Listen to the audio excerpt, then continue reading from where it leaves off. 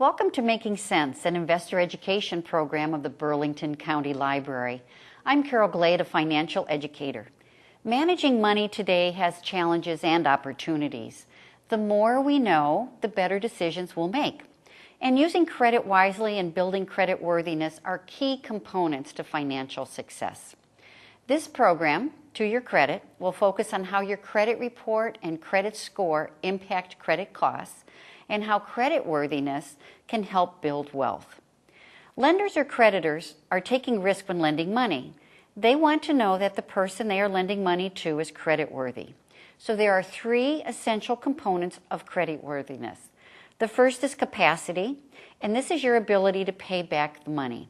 Having a job and not having too much debt is considered part of your capacity. Your character or credit history will also be considered.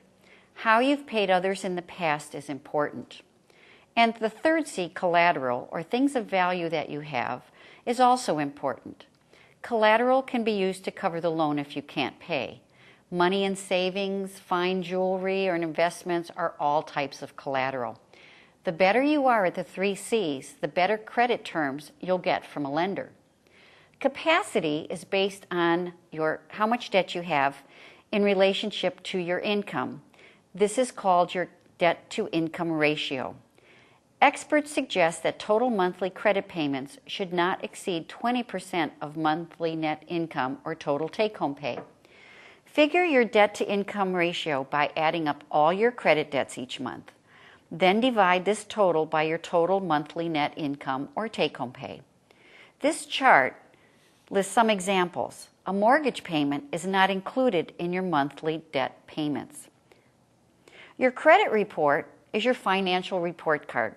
This report will be checked by lenders before they approve any loans or credit cards as a way of determining your credit history and creditworthiness.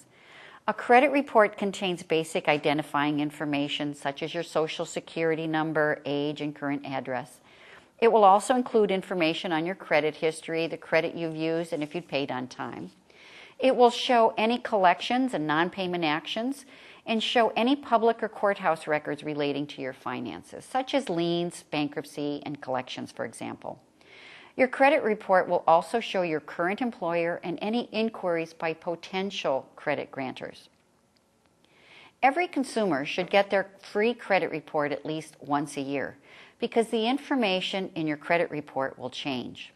You want to be sure that the information in your report is accurate.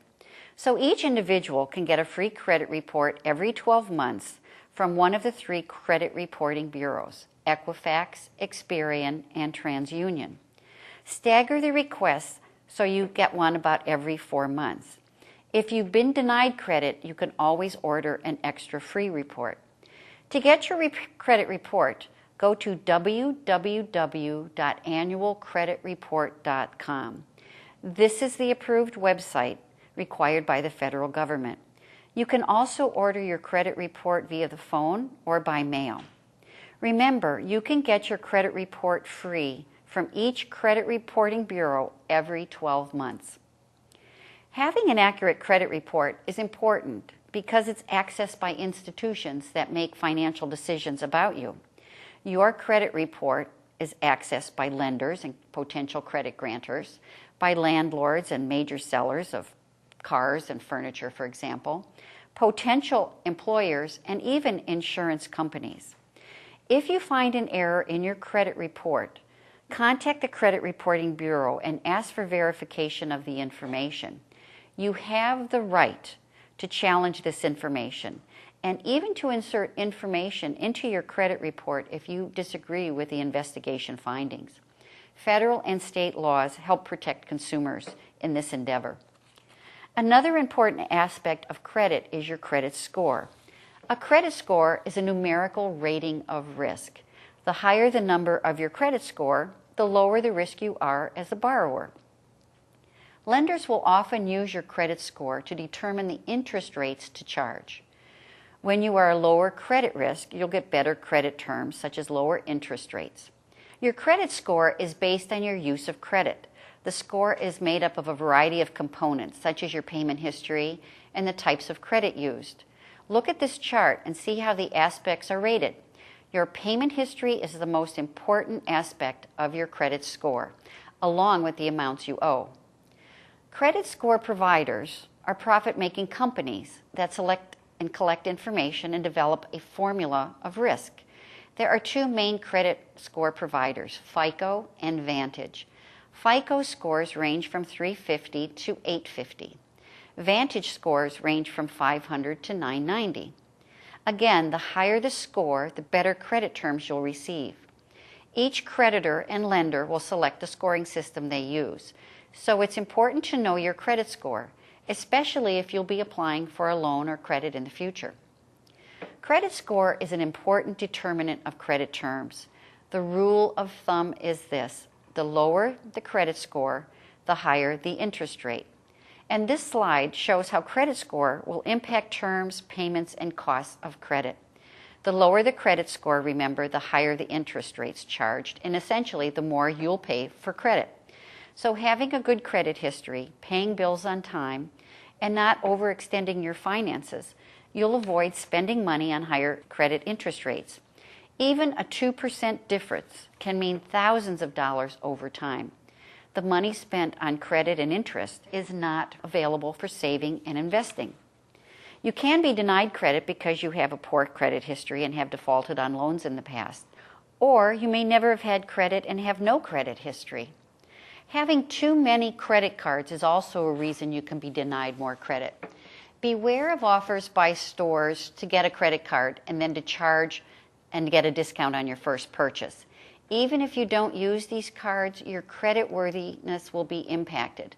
Creditors may view this as having the potential to have many more bills than you can handle. Under federal law, creditors must have valid reasons for denying you credit.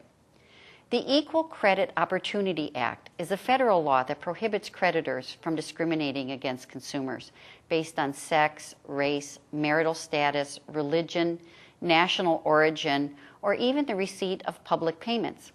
The law applies to both consumers and businesses that are applying for credit. So if you are denied credit, you have a right to know why. The Fair Credit Reporting Act is another consumer protection law that protects consumers. This act ensures that consumers have the right to get a free credit report every 12 months from each credit reporting bureau. Consumers have the right to know who asked for their credit report, especially employers or potential employers. The Act also provides rules on how challenges to the accuracy of the information in a credit report are handled, and allows consumers to provide an explanation in their credit report if disputes are not resolved to their satisfaction. Credit is a responsibility and must be handled well. There are alternatives to credit. Instead of using a credit card, perhaps you would consider using a debit card, which is immediate withdrawal from your checking or savings account. Paying with cash or putting things on layaway where you pay small amounts over time are other alternatives. And before making any purchase with credit, rethink your spending. Ask yourself if this purchase, with possible increased costs due to credit, is helping you reach your financial goals. Take a new look at credit. First, get your free credit report and read it to be sure it contains accurate information. Demonstrate your credit worthiness by paying your bills on time, not taking on too much debt, and improving your credit score. And remember that higher risk consumers will pay more for credit. By lowering your credit costs, you will reduce expenses and then find money to save and invest. Using credit wisely is important to making your money grow. Thanks for joining me today. More information on this and other financial management topics is available through the Burlington County Library Making Sense website at www.makingsense.information. Visit or contact the Burlington County Library for more information.